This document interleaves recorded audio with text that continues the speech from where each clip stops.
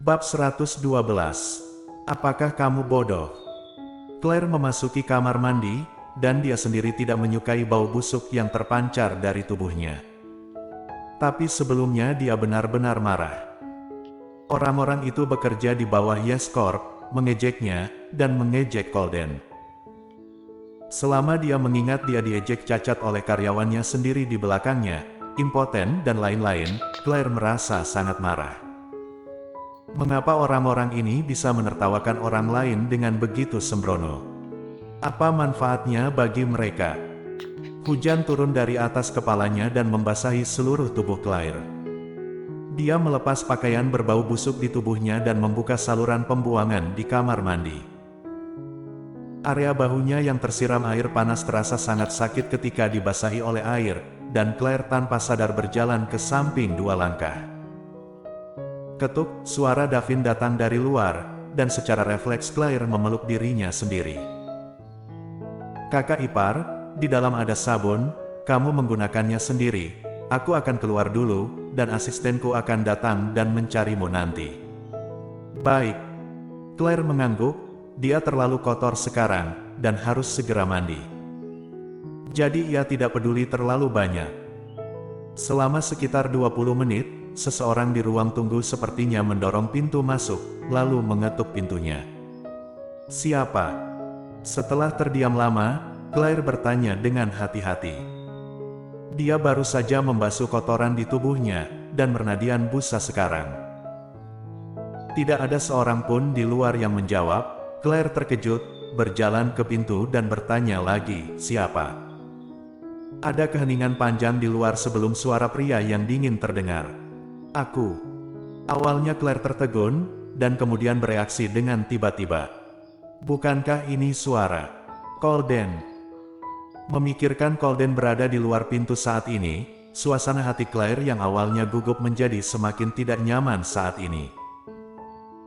Dia juga tiba-tiba tersahar bahwa Colden pasti akan marah padanya sekarang karena dia tinggal di kamar mandi orang lain untuk mandi. Untuk sementara, Claire panik dan tidak tahu harus berbuat apa. Buka pintunya.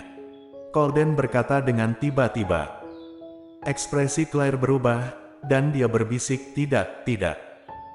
Colden di luar kamar mandi mengerutkan kening, dia melihat tas di tangannya dan berkata dengan dingin, aku akan mengatakannya untuk terakhir kalinya, buka pintunya. Claire, lagi. Dia berbicara dengan nada ini setiap kali sebelum dia akan marah. Claire masih sedikit takut padanya dari lubuk hatinya. Akhirnya, setelah beberapa pukulan, dia perlahan membuka pintu hingga retak. Dia bersembunyi di balik panel pintu, hanya menjulurkan setengah kepalanya untuk melihat seberapa dalam.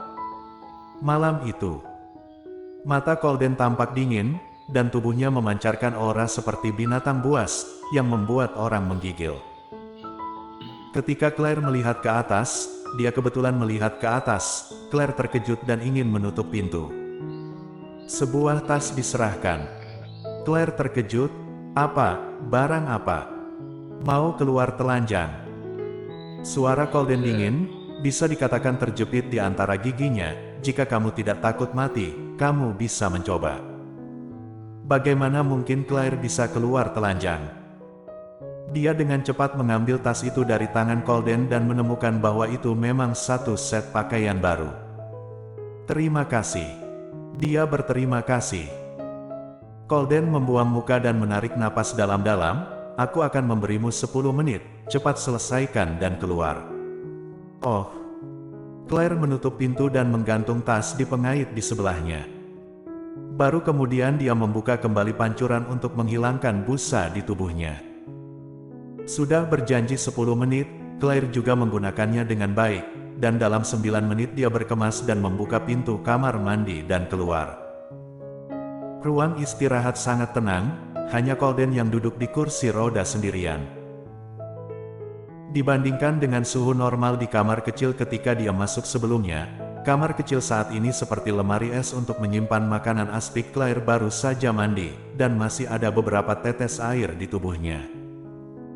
Ketika dia keluar, dia merasa dingin, dan menggigil secara refleks.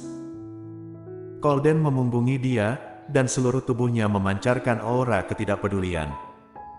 Claire berdiri di tempat untuk beberapa saat, dan kemudian berbisik kepadanya, "Itu Colden, aku sudah selesai membersihkan diri." Colden berhenti sejenak dan melihat ke belakang. Matanya penuh permusuhan, dan dia mundur selangkah ketakutan. "Ikut aku," dia berkata dengan dingin lagi. Claire mengangguk, dan mendorongnya keluar. Seperti mimpi, jelas-jelas Davin telah membawanya masuk sebelumnya, tetapi saat ini Davin tidak terlihat sama sekali, dan asistennya juga hilang. Bukankah ia berkata bahwa asistennya akan datang dan membawakan pakaiannya? Tapi mengapa orang yang berada di sini adalah Colden? Claire tidak dapat memikirkannya. Apakah sangat kecewa?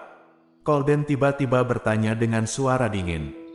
Mendengar suara itu, Claire kembali sadar. "Apa? Setelah keluar, dan yang kamu lihat adalah aku, mengecewakanmu, kan?" "Claire, tidak, aku hanya ingin tahu kemana mereka pergi." Colden berkata dengan nada mengejek, "Apakah menurutmu aku akan membiarkan pria lain melihat wanitaku setelah mandi?"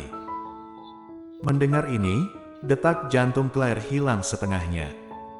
"Apa yang aku katakan kepadamu kemarin, kamu anggap angin lalu." Kata-katanya dingin, dan Claire hanya bisa menarik lehernya. "Tidak. Lalu kenapa harus bersama Davin? Bukankah aku memintamu untuk menjauh darinya?" Claire mendorongnya keluar, sambil menjelaskan, "Ini adalah kecelakaan." "Oke, jelaskan padaku, Claire." "Tidak, kapan Colden menjadi begitu kekanak-kanakan?" Dan dia benar-benar tertarik mendengarkan penjelasannya. Claire tertegun sejenak, sebelum menghindari pembicaraan berat tentang apa yang terjadi di kantin. Dia hanya bertengkar dengan beberapa gadis, dan kemudian pihak lain yang mulai terlebih dahulu, dan dia tidak bisa menahan diri untuk melawan.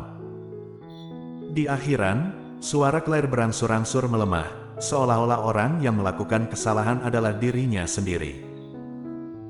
Colden tidak berbicara, tetapi aura di tubuhnya menjadi lebih dalam, dan Claire tidak berbicara lagi, dan mendorongnya kembali ke kantornya.